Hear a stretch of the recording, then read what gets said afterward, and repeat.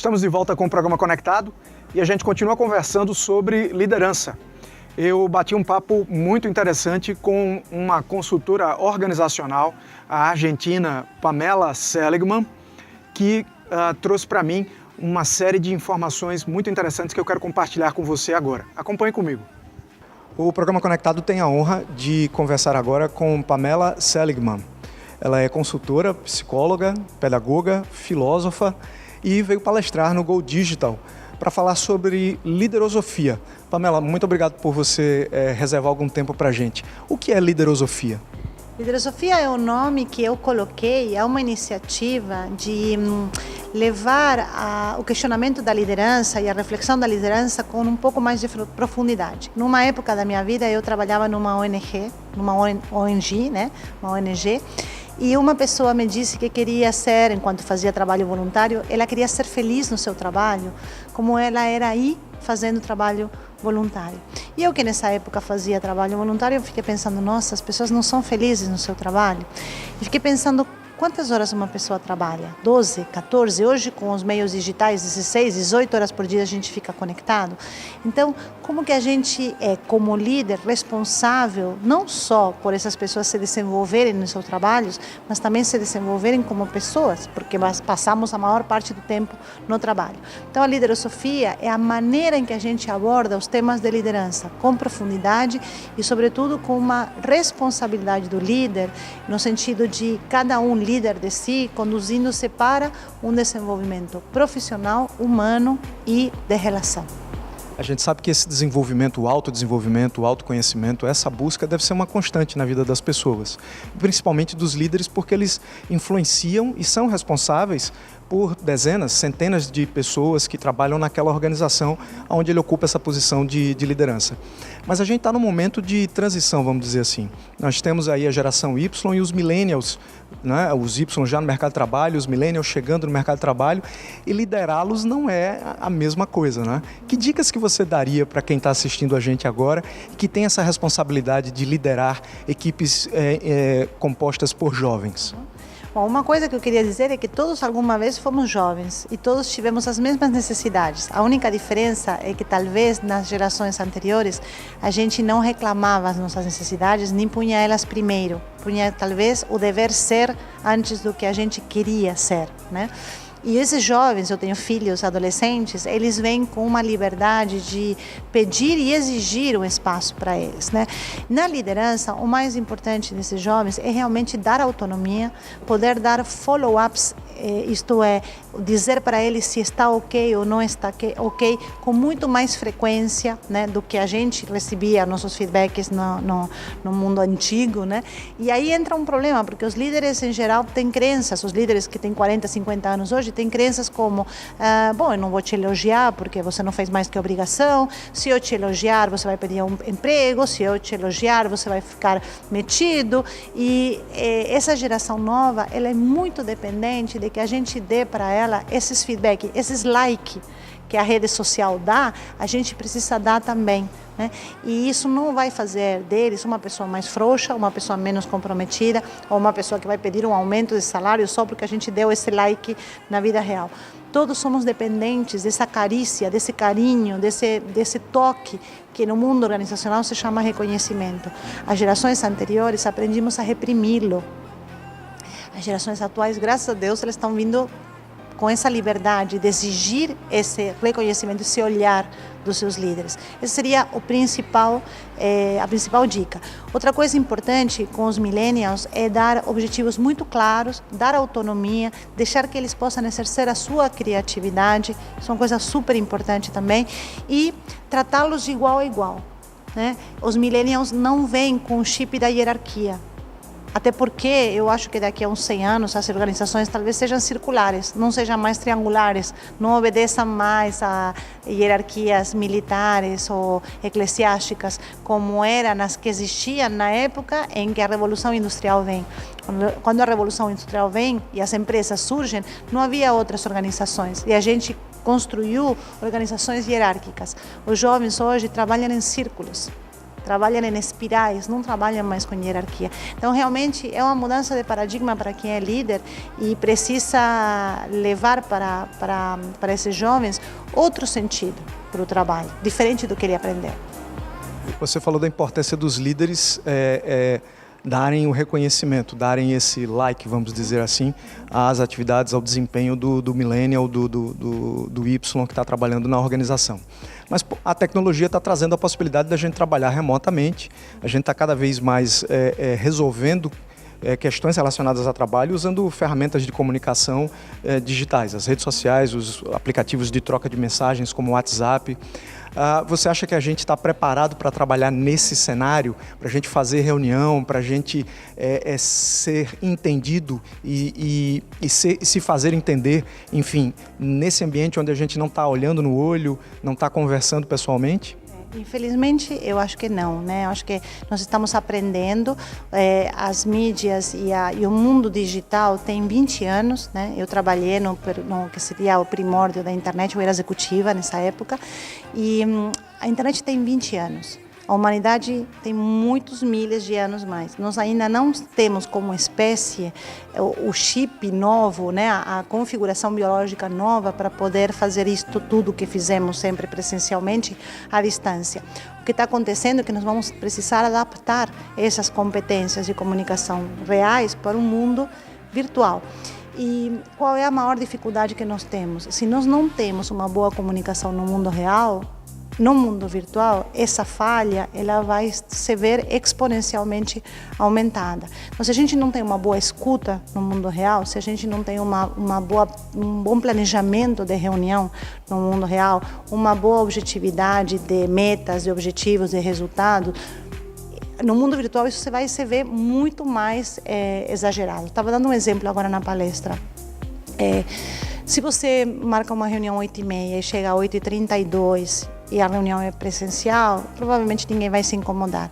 Você sabe o que significam 2 minutos de espera em uma reunião virtual, em um call, onde ninguém entra no bridge, ninguém entra no canal do call?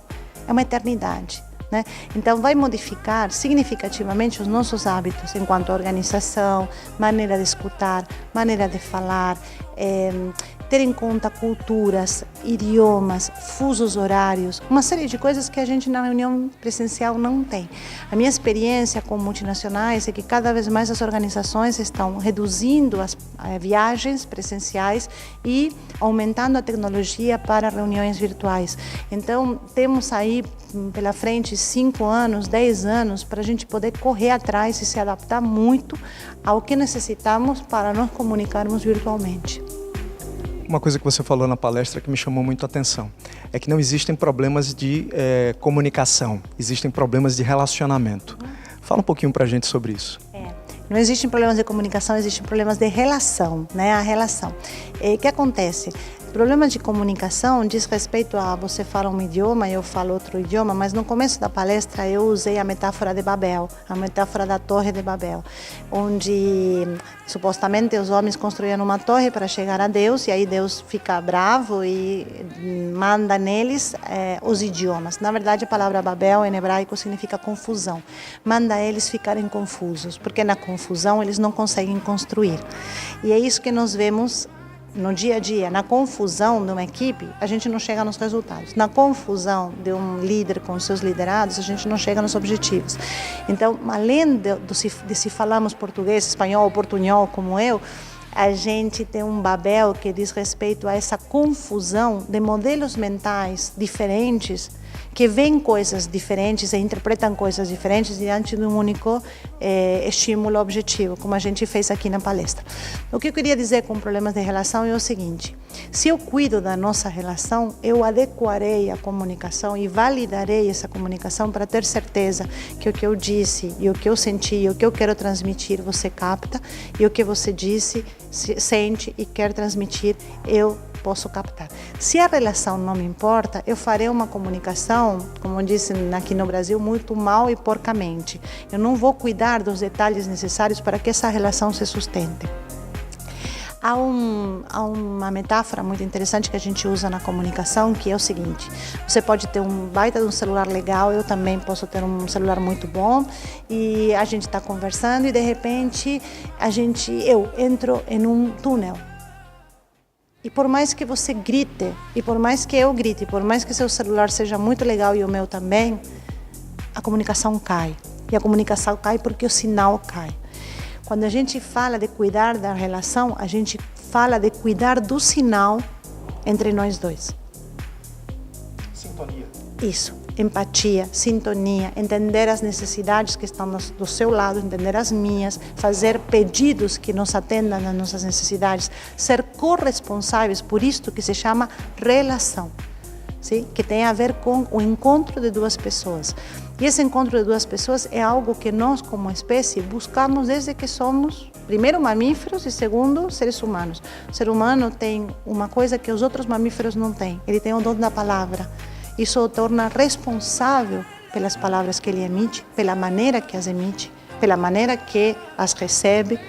As outras espécies não têm isso. Sim? E nós não cuidamos tanto assim da palavra. Aprendemos muito mais instintivamente a falar, porque nossos pais falam, porque nossos avós falam, porque assim se fala na minha cidade e tal, e não aprimoramos a fala para sermos verdadeiramente responsáveis pelo que queremos transmitir. Mais do que nunca, então, a comunicação é o diferencial de sucesso de qualquer líder, de qualquer profissional. Totalmente, totalmente. Quanto mais você cresce na sua carreira, mais responsável por influenciar, orientar, guiar, arrebanhar as pessoas em direção ao objetivo você é. Quanto mais elevado você está em sua carreira, mais gente você é e menos técnico você é. Você se rodeia de gente muito boa tecnicamente, mas você tem que orquestrar isso, né? Em uma velocidade em que, quando eu aprendi liderança há 20 anos atrás e era executiva, a gente via uma imagem de liderança típica de um livro e era aquele barquinho, aquela canoa num lago com aquele senhor que tinha um megafone e aqueles senhores que remavam. Hoje a liderança é um bote de rafting. Em uma velocidade incrível, onde a gente pega um que caiu, pega outro que caiu, um passa o remo para o outro e nesse revezamento e nessa velocidade a gente consegue ou tenta conseguir que as pessoas trabalhem para um objetivo, né? Com estruturas matriciais, com distância, com tudo isso que a gente acabou de conversar, né? Que não são orgânicas, que não são naturais do ser humano, né? O natural do ser humano é sentar em roda. Não é ter um chefe no Canadá, uma pessoa da equipe em Singapura, trabalhar com fusos horários diferentes, idiomas diferentes. Isso não é o natural das pessoas. Então, cada vez mais, quem quiser fazer uma carreira, e mesmo quem não estiver no mundo corporativo, todos dependemos de gente, né? Cada vez mais a competência da comunicação é essencial para a gente não só sobreviver, como crescer no mundo profissional. Eu conversei com Pamela Seligman, que nos deu várias lições sobre liderança e a importância das relações humanas. Pamela, muito obrigado pelo seu tempo, obrigado pela entrevista. Eu que agradeço e espero que a gente possa se ver mais vezes por aqui, por Aracaju, que é a minha primeira vez, estou muito feliz. Obrigada. Muito interessante, não é? A Pamela, ela dirigiu e foi consultora, é consultora de diversas empresas na área de tecnologia na América Latina. Uma experiência muito vasta, justamente nessa área da comunicação e da liderança, com uma visão muito específica sobre como lidar com equipes jovens, equipes de millennials, e que estão cada vez mais presentes nas organizações. E aí agora a gente faz um resumo desse assunto, dessas opiniões que a gente ouviu. Acompanhe na tela comigo. Liderança, então, passa por todas essas características, por todas essas habilidades. Saber dar feedback, ter proatividade, saber envolver e motivar as pessoas, dar crédito a quem merece. A Pamela falou sobre a importância da gente dar o like, né? O jovem, ele quer saber, ele quer se sentir motivado, ele quer saber que ele está indo na direção certa. É preciso que o líder esteja presente, que o líder esteja perto dos seus liderados. Conheça os seus liderados, incentive o seu crescimento, saiba se comunicar. É fundamental. Por mais ferramentas que existam e que facilitem hoje a interação com as pessoas, nada substitui a comunicação, o olho no olho, o saber ouvir. E o líder também ele precisa ser humilde, ele precisa saber até onde vai o conhecimento dele, ele precisa admitir quando erra, ele precisa aceitar novas sugestões e novas opiniões. Tudo isso e muito mais, esse é um assunto muito vasto, a gente poderia continuar aqui horas fazendo vários programas, quem sabe a gente volta a tocar nesse assunto em breve. Eu espero que você tenha gostado desse conteúdo. Eu quero ouvir a sua opinião a respeito do assunto. Continuem mandando e-mails para mim, se comunicando comigo através das redes sociais, sugerindo pautas para o programa também. A gente volta daqui a pouco com uma entrevista com o embaixador do Uber, que esteve em Aracaju e conversou com a gente sobre a chegada dessa nova forma de transporte, de deslocamento de pessoas, que com certeza vai dar muito o que falar. A gente volta já, o programa Conectado continua, não sai daí.